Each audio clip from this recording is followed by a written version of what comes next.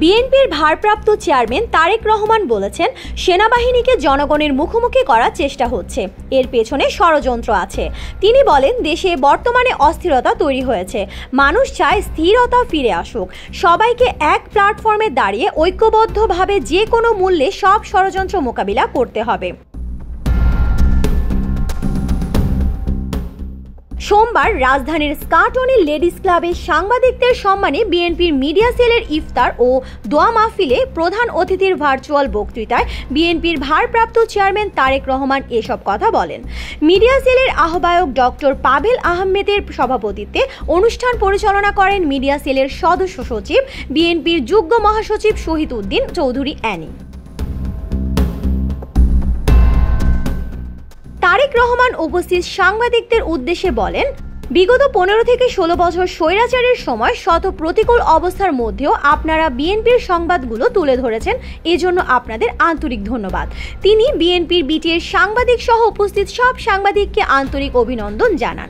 তারেক রহমান বলেন, 2017 সালে প্রথম এবং পরবর্তীতে আবারও আমরা বিএনপির পক্ষ থেকে সংস্কার প্রস্তাব তুলে ধরেছিলাম।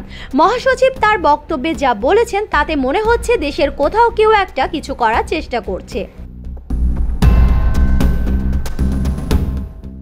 বিগত স্বৈরাচার সরকারের আমলে আমরা দেখেছি, এখনো দেখছি। তিনি বলেন, অনেক প্রত্যাশা নিয়ে মুক্তিযুদ্ধ হয়েছে।